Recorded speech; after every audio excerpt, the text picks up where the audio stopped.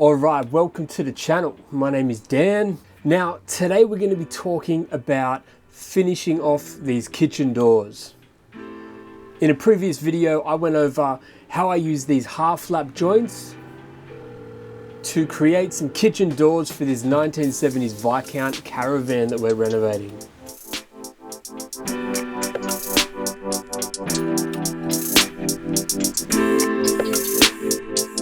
Now, I talk about why I use those joints, and I also show you guys how I did it. This episode is part 2, and in this episode, I talk about finishing the doors. So we're gonna run through what we put on the center, how we trimmed out all the edges, and how we fastened the rattan. Let's get into it.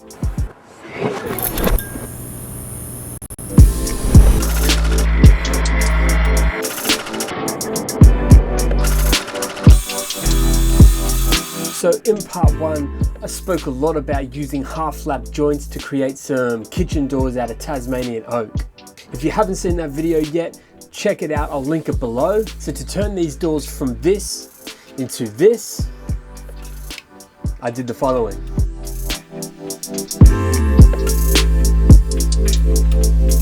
Now here are some of the tools you're gonna need for this. Sander with an assortment of sandpapers. I got some 80s, some 120s, and some 180s. I got this dirty old Makita trimmer, also known as a palm router. Now this tool is crucial to this build. You actually need one of these for this. I mean, I'm sure you can do it without it, but it's not going to give you the finish that we are chasing. So they're the main tools that are needed. Bear with me. So they are the main tools you're gonna need. If you don't already have a trimmer, man, just go buy one. I mean, they're super handy if you're doing little projects like this. So,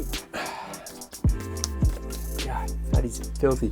So, once you got your trimmer, you're going to want one of these. This is a 6mm corner round that you fit into the bottom of your palm router, aka trimmer. This is what's going to give you your nice corner round on all your doors. So super important. Now the other bit that you're going to want to buy for your trimmer is one of these. This is a 9mm rebate trimmer bit. So this is what we will use on the back side of the doors to create the groove that houses the rattan. So on your shopping list, you want a 6mm corner round bit and a 9mm rebate trimmer bit. I think you could pick both of them up for maybe like $30, maybe $40. Anyway, they're essential, so go get them. Now we went and bought 3 meters of this rattan, which was enough to do all our doors and these, as well as these 2 little doors up the top. Just calculate how much you need. You can usually buy it either 450mm wide or 600mm wide. Now be careful with the rattan, because we initially bought this rattan and it was like this plastic yellow looking stuff. Honestly, it looked shit. It was like this really yellow color. It was not natural looking at all. It didn't give off any of those warm tones that we were after. So we ended up sending it back and getting the natural rattan. There's a massive difference. So make sure when you're ordering it, you get the natural stuff, not the plastic stuff. Now the other items you're gonna want is, your sander, your little orbital sander or whatever you got will work. Even a bit of sandpaper will do the job if you got the time. PVA glue, I always use Gorilla Glue. I think it's great stuff. And a staple gun. I picked up this little Ryobi staple gun.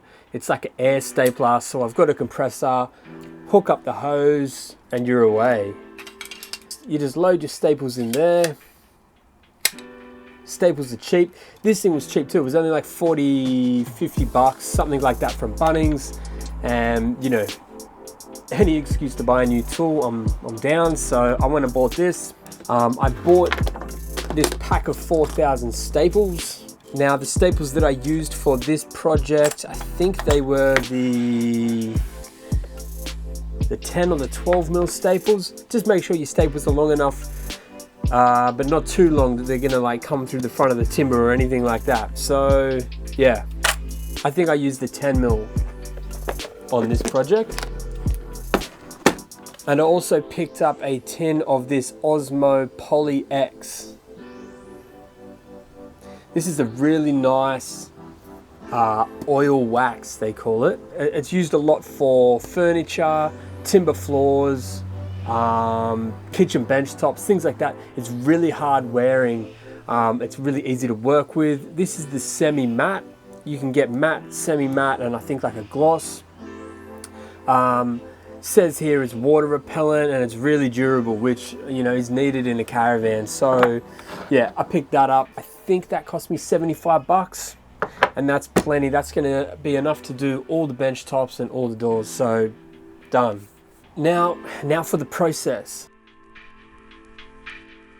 You got to determine the outside of your doors. So if you've got your little door frames knocked up, pick which one is the best, make that the outside.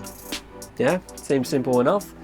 Now, once you do that, you get your 6mm round bit, put it into your trimmer, and you want to trim the inside edge all the way around and the outside edge all the way around.